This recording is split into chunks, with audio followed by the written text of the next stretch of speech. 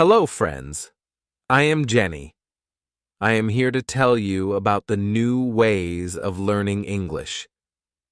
In the last video, I told you about my journey of learning the English language. As you know, I went to London and joined English language classes. I told you about my fantastic teacher and her amazing and useful techniques that helped all the students become proficient in English speaking. Today, I'll tell you about some new techniques I learned from my teacher. At first, let's discuss how to improve your accent and communication. On Tuesday, when I was at work, something interesting happened. Two customers came to our cafe. They were husband and wife. The man started to speak to me. I knew that he was speaking English, but I couldn't understand him. I couldn't figure out what he wanted and thought he was asking for something we didn't have. So, I called my boss. She spoke with the man and sold him 2 coffees and 2 sandwiches. I was surprised. When they left, I went to my boss and told her I was sorry I didn't understand the man. She said it was okay and explained that this can happen when people speak with an accent that's new to us. She told me that the pair was from Australia. The next day, I went to school and shared this story with my teacher. I told her that I felt really stupid for not understanding our customers. I wasn't sure if my English was good enough for my job. While my boss was okay with it, I still needed some help from my teacher. I wanted to know what I could do in situations like these. My teacher said, "I understand your point. You understand English spoken in London, but the Australian accent is new to you. Your ears aren't trained for the Australian accent yet. You need to listen more to Australian English to train your ears to this accent too. What happened to you can happen to anyone. When you already speak English at some level and go to a country where people speak with a different accent, it's normal not to understand. It usually takes about 2 weeks to get used to a new accent. Don't think there's something wrong with you when this happens. With practice, you can train your ears to understand new accents." I asked, "So what can I do to understand the Australian accent? I don't live in Australia." My teacher suggested, "You can watch films or situation comedies from Australia. That will help you understand the accent." I thanked her. After school, I went to work again. At about 4 p.m., 2 interesting customers came to our cafe. This time, they weren't from Australia.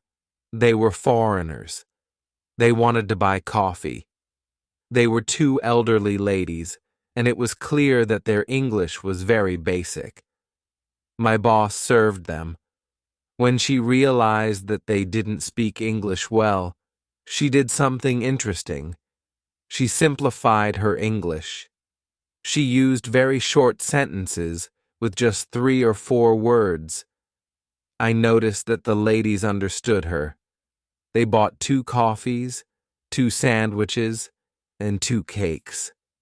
They were happy, and my boss was happy too. When the ladies left, I told my boss it was very nice how she changed her English so they could understand her. My boss said, "Sometimes I have to speak in very simple English. It doesn't matter if the customer speaks English well or not. They are our customers, and we must do everything possible for them. If they see that they can communicate here, they might come to our cafe every day." I think my boss is a good businesswoman. She does everything possible to make our customers happy. It's true, our cafe is busy every day. When you want to understand people with a specific accent, listen to audio, such as short stories or movies in that accent. The next day at school, I told my teacher about my experience with my boss and the two ladies who didn't speak English very well. Our teacher said, "Great. Your boss must be a very clever young lady. It's true that you can communicate with everyone. People who speak English very well can have conversations with those who are just beginning their journey." Today, we'll discuss different levels of English and what you can do at each level. Let's start with the lowest level of 1,000 words. At this level, students can speak about some basic things from everyday life. Speaking is limited, but it's possible to communicate slowly and briefly with others who want to talk to you. Your sentences are short and usually contain 4 words. If others also use short sentences, you can have a basic conversation. When students progress to a higher level, which is 2,000 words, conversations become easier and sentences get longer. This is the level you're at right now. You can speak about many things from your life. You can speak about your family, hobbies, job, and traveling.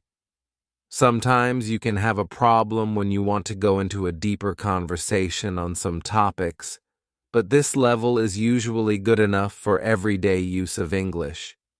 If you want to be able to have a deeper conversation on many topics, it is good to know 3,000 words. It is a good goal for students of English. Of course, you can learn more than 3,000 words. With more words, it is easier for you to communicate in English. However, 3,000 words are usually enough for communicating about almost everything. I think that the two ladies at your cafe knew about 1,000 words. Your boss went to their level and had a basic conversation with them. After school, I went to work. The two women came to our cafe again, and they brought 2 of their friends. It was my turn to serve them. I spoke to them in simple, short sentences, and they understood me. This was great. They told me that they are tourists from China and that they like our cafe because people understand them here. How to speak fluently. On Thursday, I went to school again. Our teacher asked us about the Thursday school party. One student said, "The party was great. We had a lot of drinks and a lot of fun. The girls and boys from our school liked the party. I liked the party a lot too because Joe was there. I could talk to him, and we danced together. It was all very nice." There were also 2 players from my football team at the party. They are from Argentina. Their English was basic. They could only speak in short sentences. However, they were very funny at the party. They made a lot of jokes about life in England, other players from our team, and girls from their class. Their sentences were very short, with only 3 or 4 words, but they were able to speak fluently. When we spoke about the party, I told my teacher, "It was really interesting to see that somebody who doesn't know many words can already speak fluently. I know some students who are at a much higher level and they can't speak fluently." My teacher said, "The 2 players from your football team showed you the right way. They used what they knew and focused only on what was important: communication."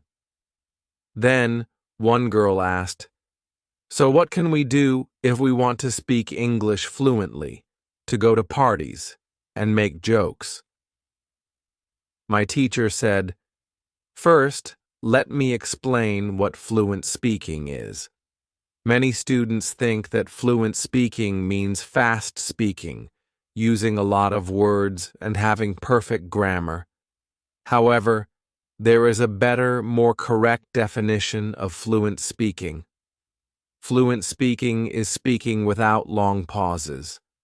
Some people can do this with 1,000 words, some with 2,000 words, and others with 3,000 words.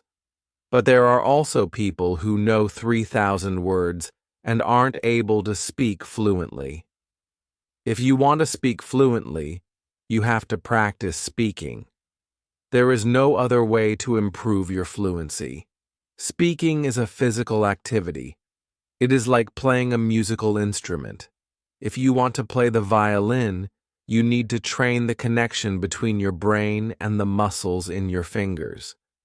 When you want to speak well, you need to train the connection between your brain and the muscles in your mouth. Some students have an interesting experience.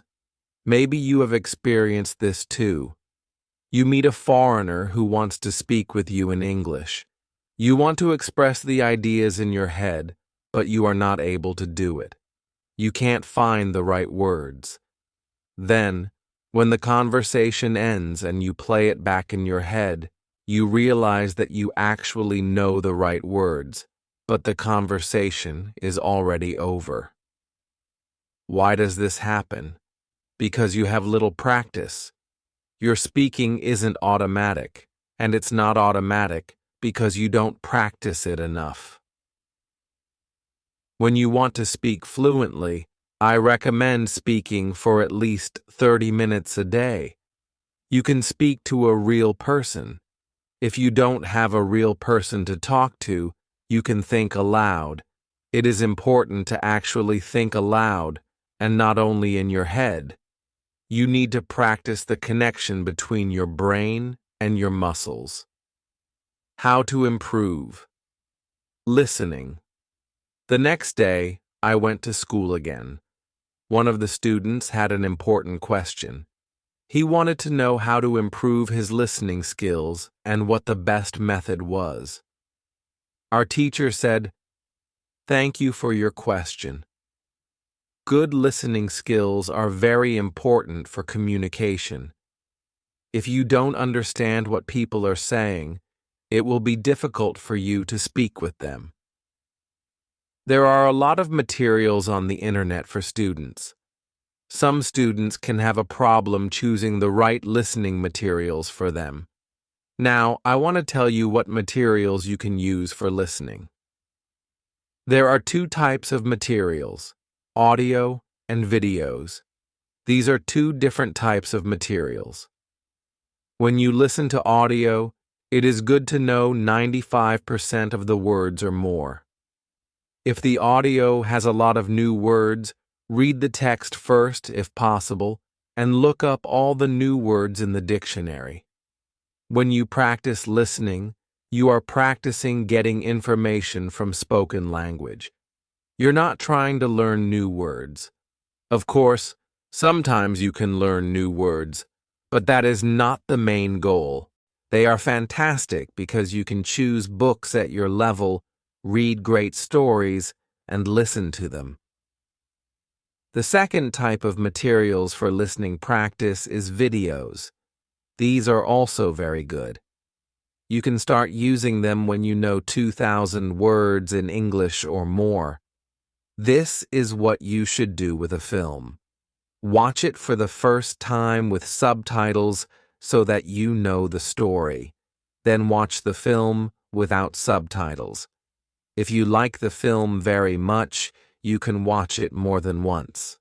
With each viewing, you will understand more. It is also good to watch videos on the internet about interesting subjects. For example, if you like stories, you can watch short stories. You can also watch reality shows. Reality shows are much easier to understand than films or documentaries because their structure is usually the same. It is necessary to have at least 30 minutes of listening practice every day. When you listen to English materials, always focus on what you already understand. At the beginning, it might be only 10%, but that's better than 0%.